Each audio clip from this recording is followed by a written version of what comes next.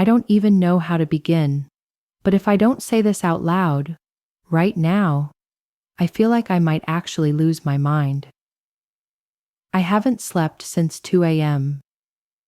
I've been looping the whole thing in my head like a broken tape, oscillating between wanting to scream and wishing I could vanish into thin air. I'm Sophie. And yeah, Ethan and I have been married 3 years now. We didn't meet through work, dating apps, or mutual friends. Nope, just fate being weird. We got trapped in an elevator at an escape room. Sounds like a cheesy rom-com setup, right? But it was mostly just silence, terrible jokes, and me holding in pee for 50 miserable minutes. I guess that moment kind of foreshadowed everything: awkward energy, claustrophobic closeness, and very little real romance. I'm not exactly Miss Popular, but I've got a handful of people I trust with my life. My family's around, though we're more holiday texts and small talk kind of close.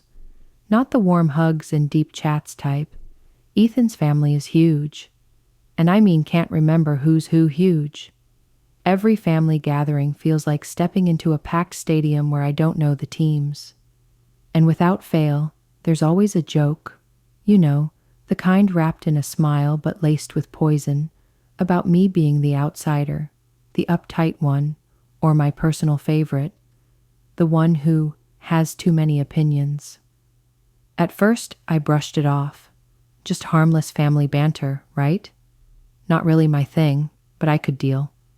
But lately, those jokes have started to cut deeper. More venom, less humor. I keep wondering if I'm just too sensitive, or if they've genuinely turned cruel. Either way, whatever this is, it's not funny. Maybe it never was. So here's the main event. Isabel, Ethan's cousin, is expecting her first baby. Naturally, there's a baby shower being thrown at his mom's place. I don't know if you've ever been to one of these, but forget baby bingo and pastel cupcakes. It's basically a room full of people grazing on cheese cubes and fake smiling through conversations about diaper brands. Ethan and I walk in, and boom, there's this thick, invisible weight in the air. Everyone's talking too loud, but also somehow watching me. It's hard to explain, but it's like I'm the only one not let in on some cruel inside joke.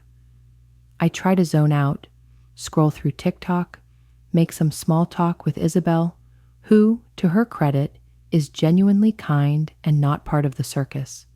But of course, cue Olivia, Ethan's sister and self-declared star of every room, storms in with her canned seltzer and sarcasm locked and loaded. She starts with, "So, did you finally master Grandma's sacred pasta salad?" Then, looking down, "Your shoes. I don't think that's a good idea. They're just Doc Martens, nothing radical. But apparently I committed fashion treason." I fake a laugh, retreat to the corner by the window, praying for air. The room's packed, hot, and suffocating, in every sense. Then it happens. One of Ethan's loud aunts, voice as fake sweet as Splenda, chirps, "So when are you two having a baby?" And I swear, the whole room freezes, like someone hit mute on a movie. I hate this question. Ethan knows that. He knows I don't want to be interrogated like this, on display, like some kind of exhibit. He knows this is a raw nerve. He knows I'm still undecided, still figuring things out. We've talked about someday, maybe, but not today. Not like this.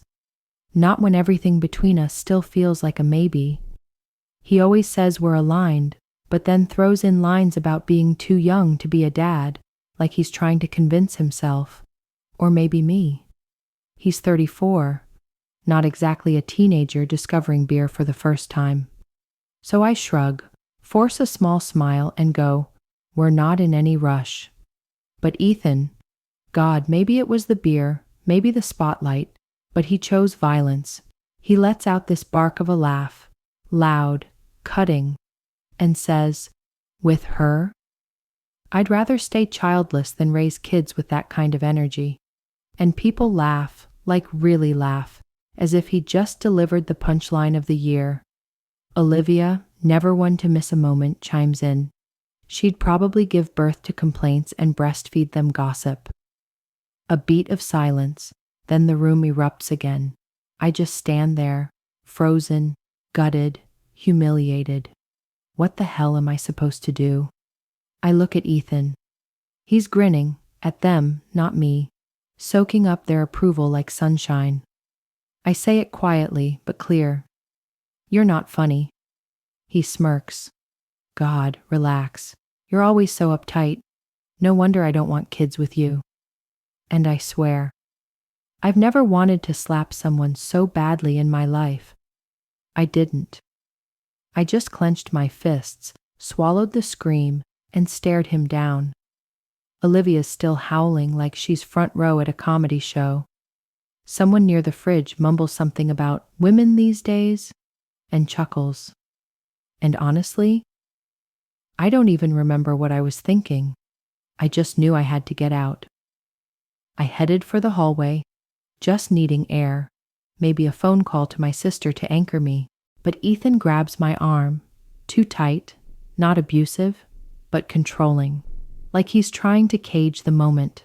Where are you going? He hisses. Don't ruin this for everyone. I pull away and I don't even care who hears. I go, touch me again, and I will. He finally lets go, but his hand lingers, just long enough to remind me he still thinks he owns the moment. As I turn to leave, I hear his mother, low, sharp, hiss, control your wife.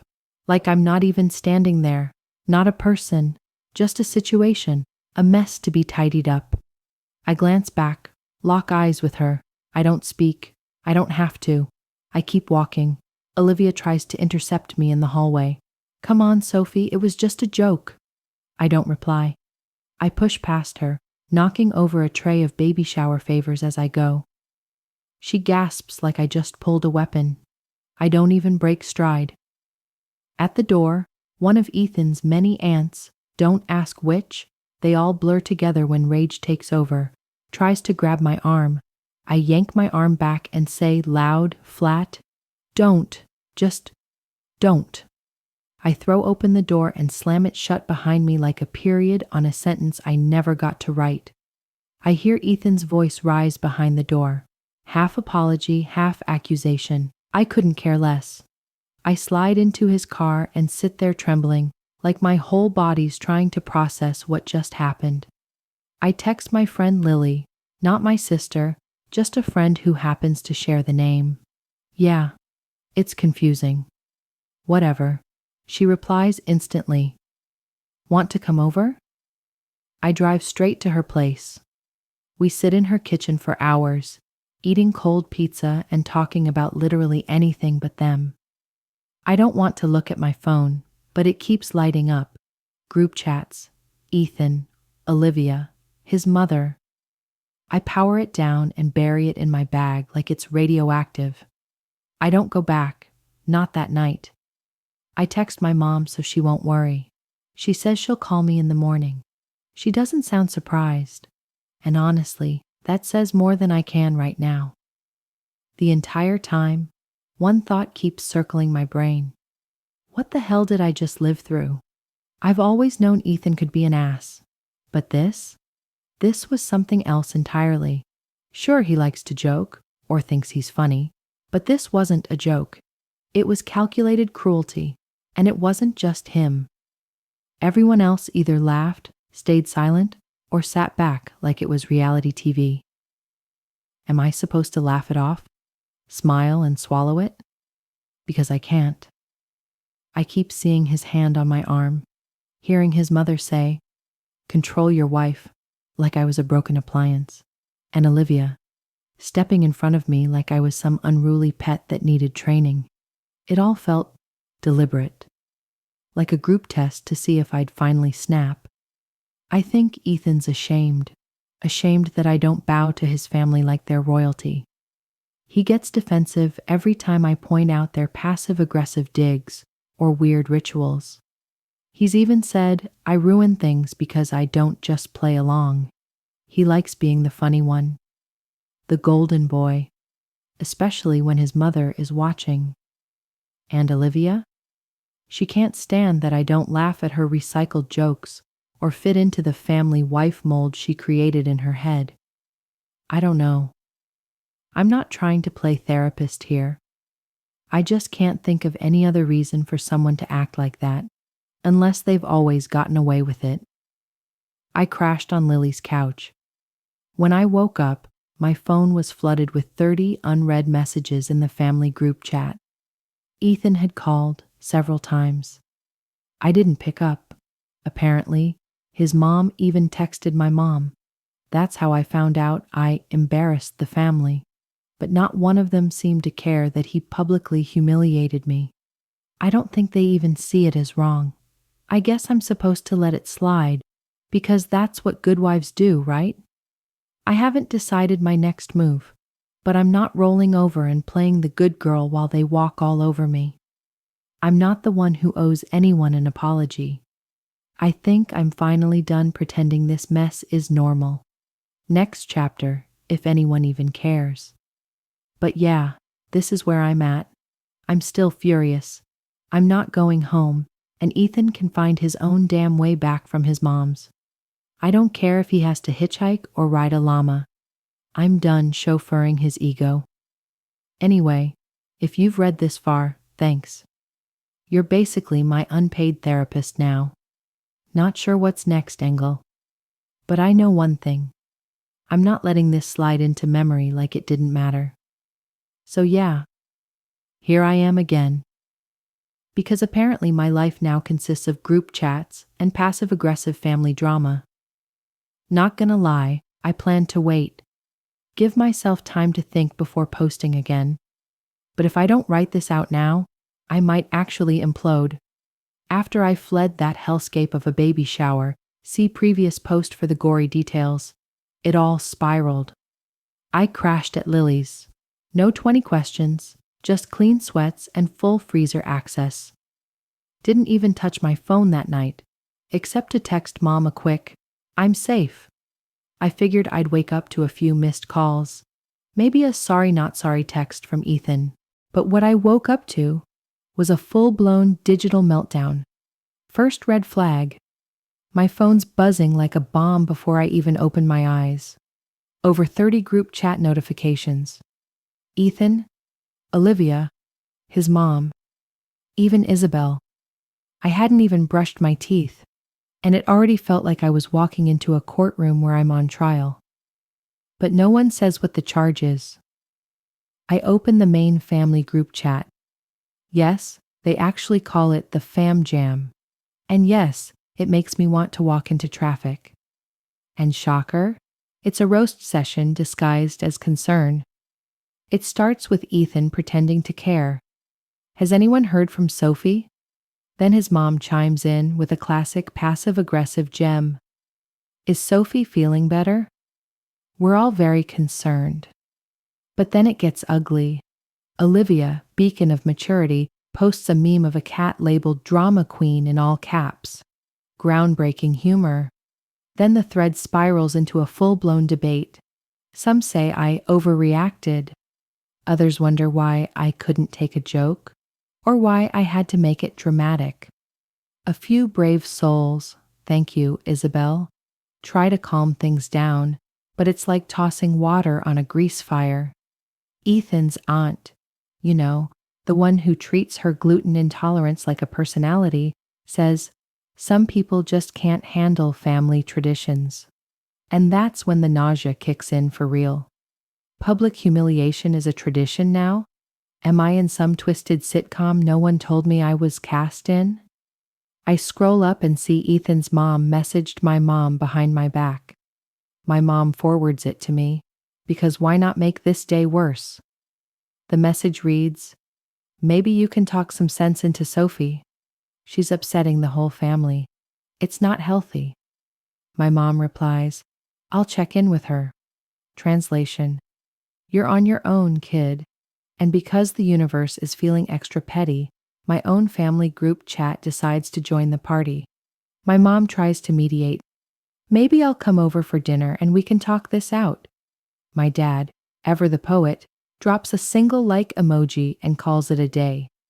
My sister, yes, I have a sister also named Lily, different from my best friend Lily. I know it's confusing. Sorry. She goes rogue and starts flooding my DMs with TikToks about toxic in-laws and ends with, burn it all down. I actually almost laugh, which is the closest thing to joy I've felt since that disaster of a baby shower. I tell my mom I'm not ready to talk to Ethan yet. She says she understands, but I hear it. The urge to keep the peace, to not make waves. She's always been that way, conflict avoidant, smile through it type. My sister, though? Don't you dare cave, she texts. Honestly, I'm grateful she's in my corner, even if she has a small obsession with revenge arcs. Then comes the next twist. Ethan calls, straight to voicemail. Then he texts me that I'm making it worse, and that I should apologize so everyone can move on. I actually laugh. Like full body laugh, out loud, alone. Like, I'm the one who humiliated someone in front of a crowd? I'm the one who turned their partner into a punchline? In front of his entire family? Really? Absolutely unreal. I start crafting a response, but delete it 3 times. I can't find the words that don't make me sound just as petty as them. Honestly, I don't even know what I want from him anymore. An apology? A moment of clarity? Just once? But I'm not holding my breath.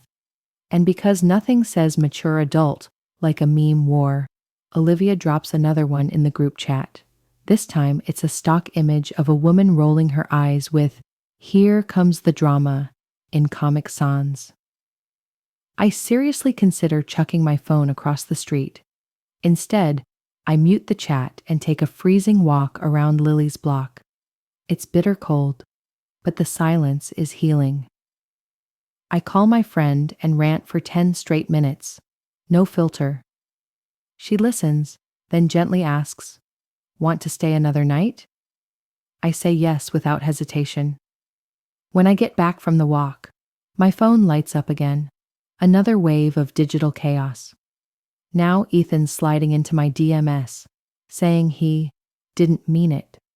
Then comes the backhand. "You know how my family is. Don't take it so personally." "If you'd just come home," he says, "we can talk this out." I text back, "You humiliated me on purpose." He leaves me on red, classic.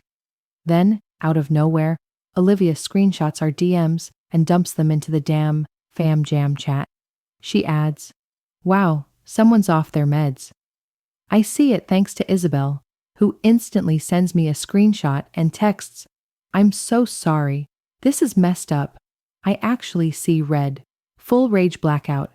I'm not even on meds, and even if I were, what the actual hell?"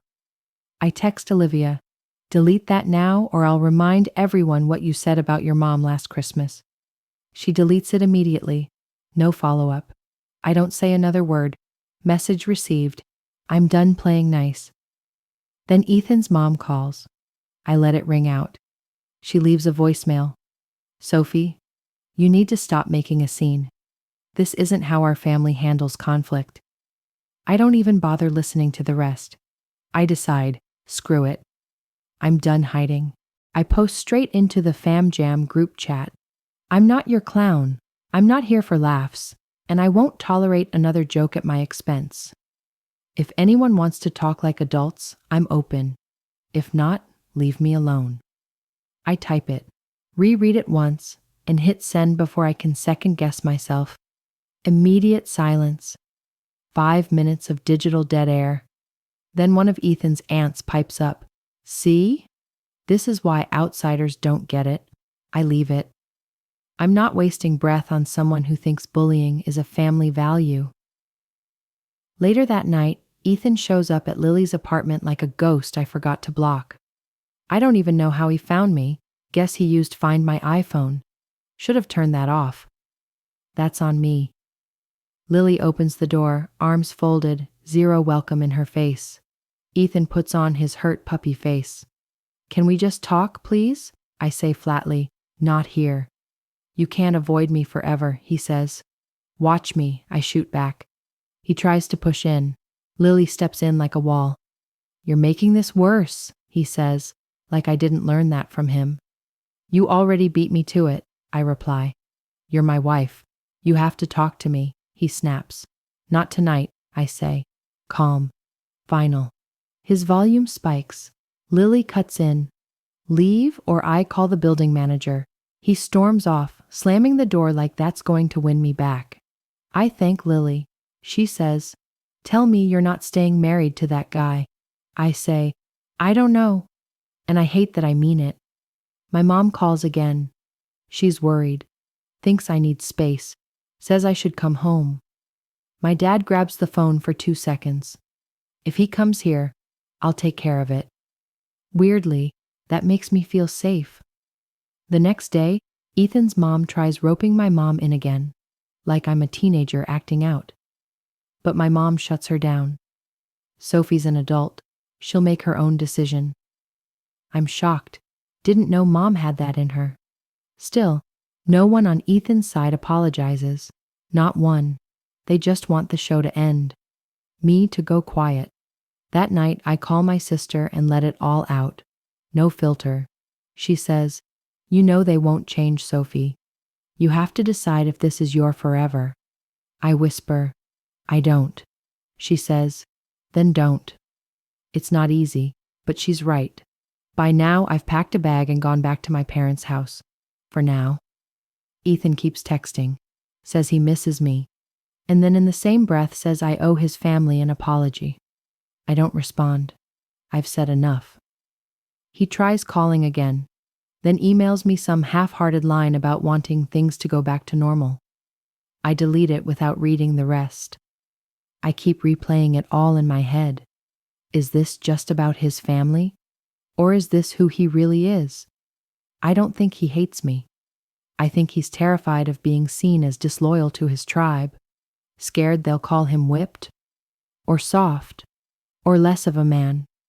He's told me before, his mom rides him hard if things aren't under control, so I guess managing me earns him gold stars at home.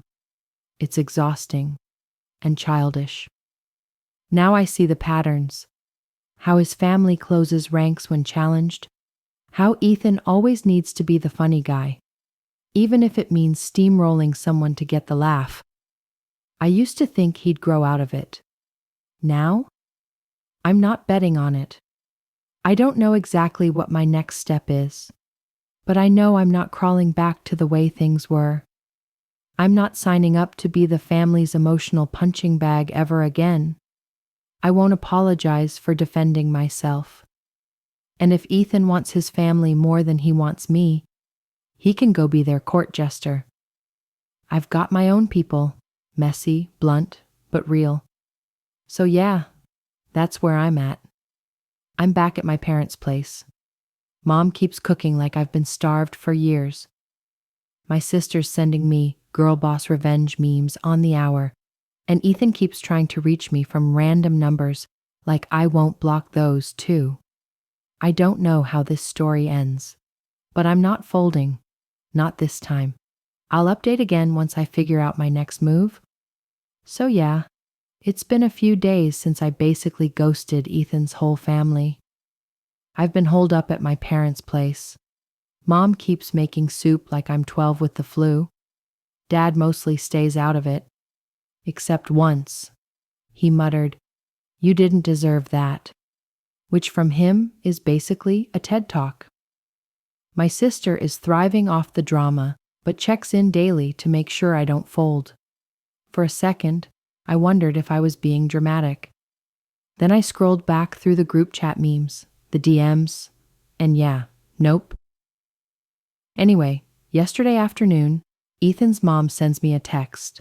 She's inviting me to a family dinner at their favorite spot, the one with wobbly chairs and breadsticks that trigger full-blown civil wars.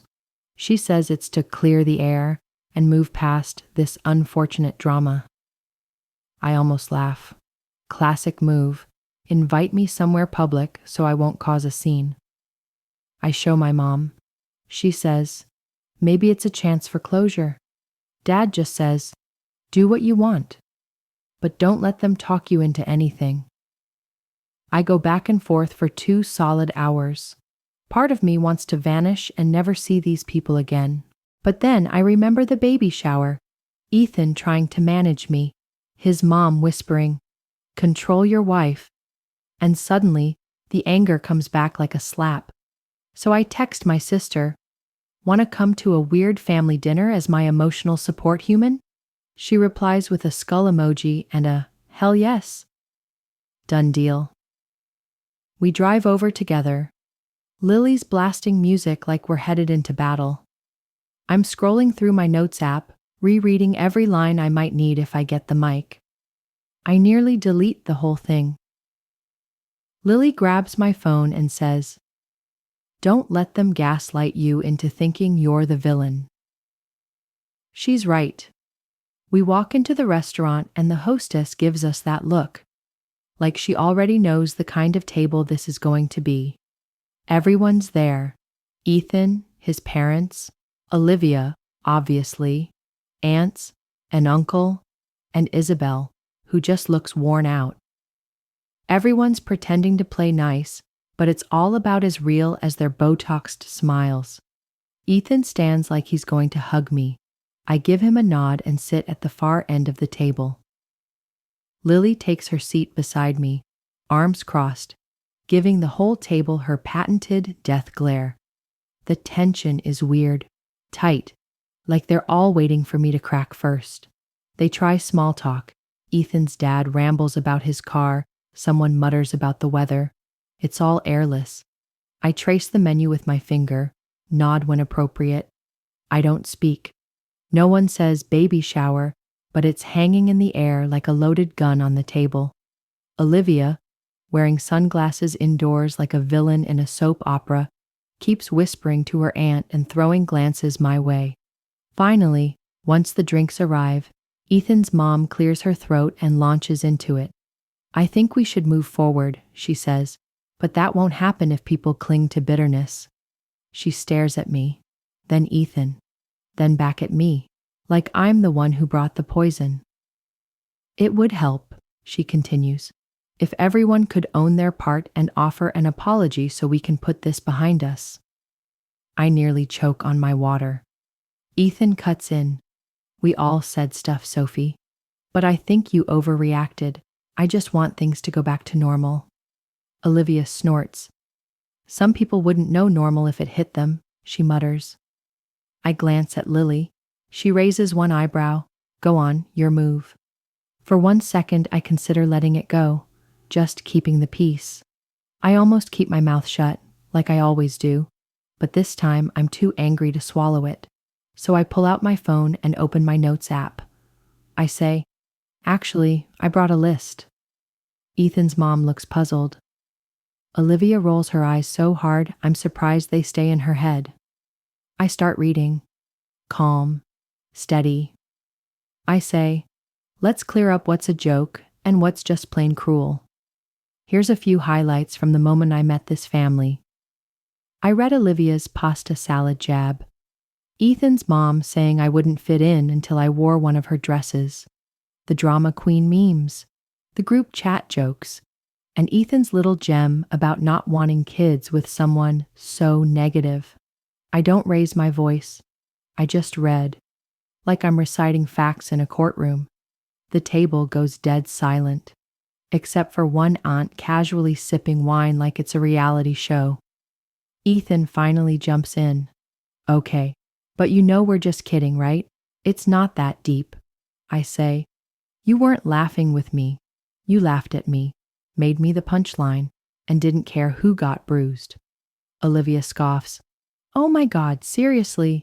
I say, yeah, we are. Then I lock eyes with Ethan. You want to talk about normal?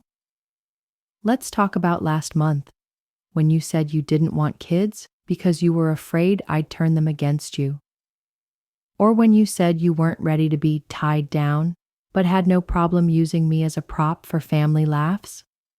I say, I'm done being your human shield. If you want to keep your golden child act going, do it without me. Ethan's face turns crimson.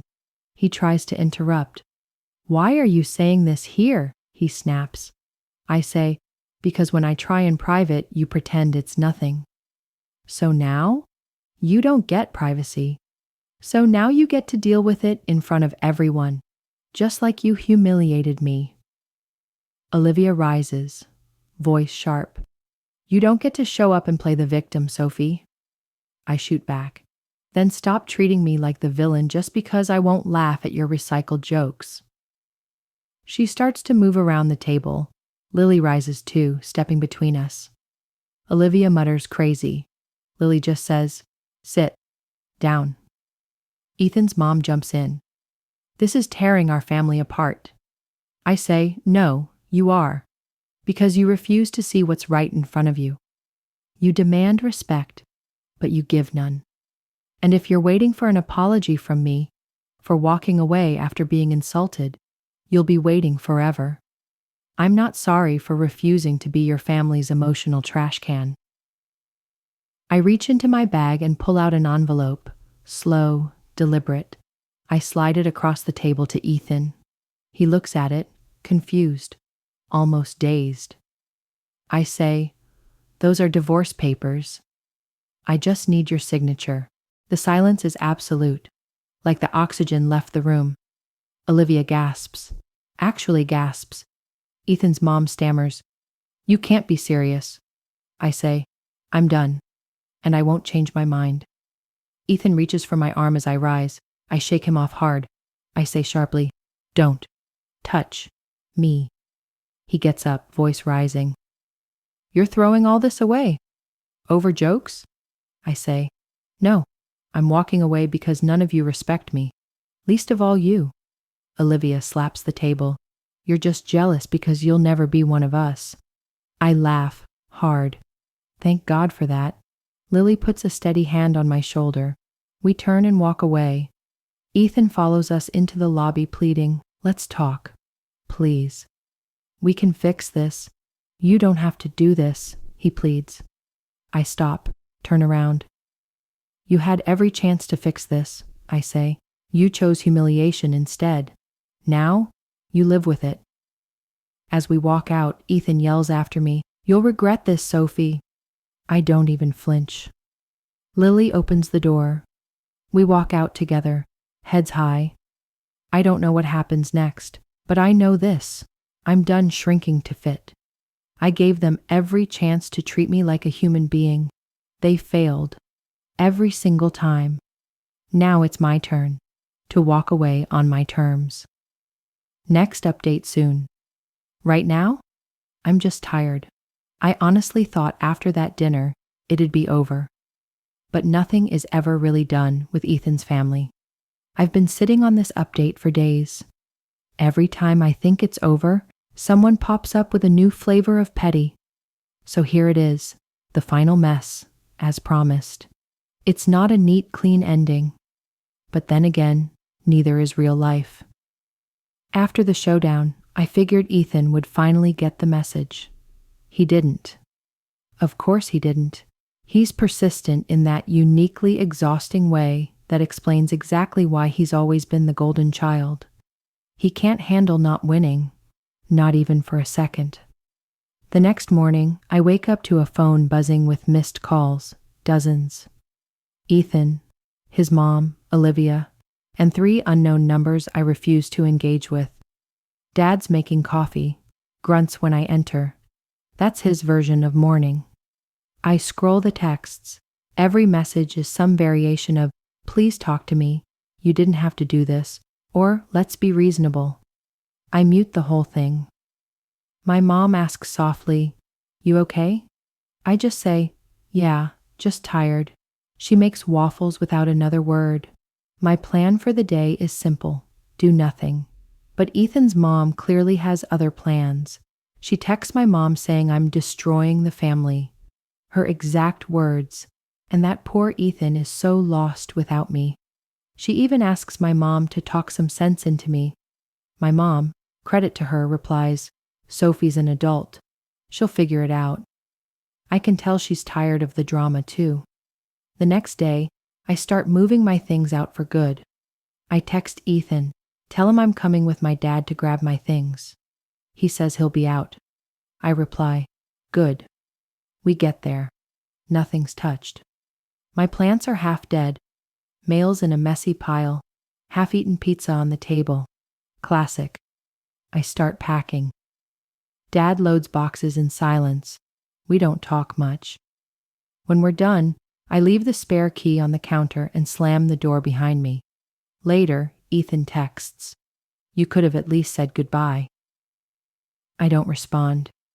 I half expect some big dramatic gesture, but Ethan fizzles out like a sparkler in the rain. A few days pass.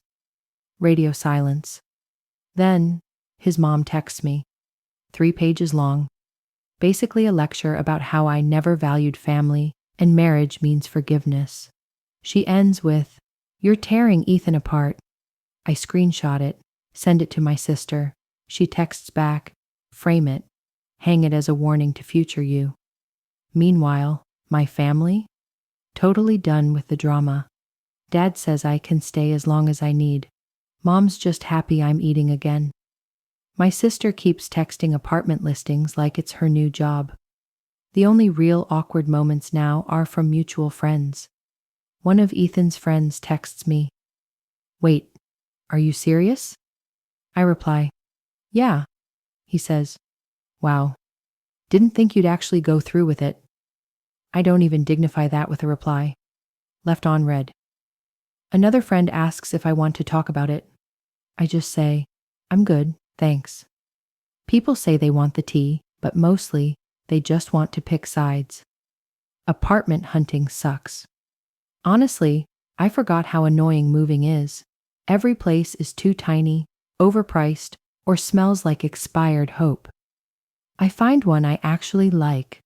2-week wait list. So I'm still crashing at my parents' place. Mom keeps asking if I want to invite people for dinner, like she's trying to reverse a decade of missed meals. Dad fixes the kitchen faucet and jokes, at least you didn't marry the plumbing. 4 days after that dinner, Isabel texts me. Olivia's telling people you attacked her at the restaurant. I laugh. Text back, she wishes. Isabel texts, told her to grow up. I reply, thanks. You're literally the only sane one in that family. Then, exactly 1 week after the baby shower, Ethan texts from a random number. I'm in a grocery store parking lot, scrolling, and boom, there it is. Please talk to me. I was just joking. I don't even get mad this time. I just screenshot it, send it to Lily and my sister. Lily replies, he's still trying that angle? My sister says, send him a clown emoji. I consider ignoring it, but no, I want to make it loud and clear. So I reply, same. I was just pretending to be your wife. He doesn't respond.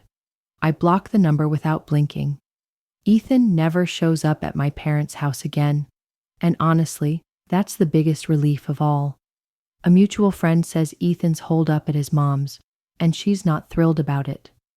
I guess even golden child status comes with an expiration date. Honestly, I don't care what happens to him anymore. I just want my own place, my own rhythm back, and to go back to being deliciously boring. The only drama left is the paperwork, and even that feels like progress. I file the papers, pay the ridiculous fee, and get the confirmation email. I tell my mom. She hugs me.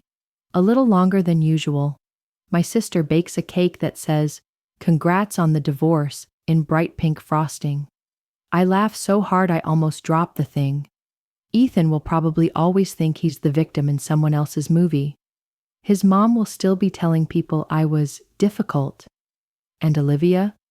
She'll keep posting memes until the day she dies. But honestly, I just don't care anymore.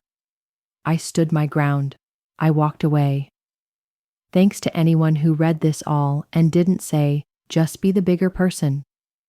Sometimes, The healthiest thing you can do is be done. Anyway, I'm off to water my sad plants, eat my divorce cake, and scroll through listings until I find an apartment without mystery carpet or a neighbor who plays the recorder at midnight.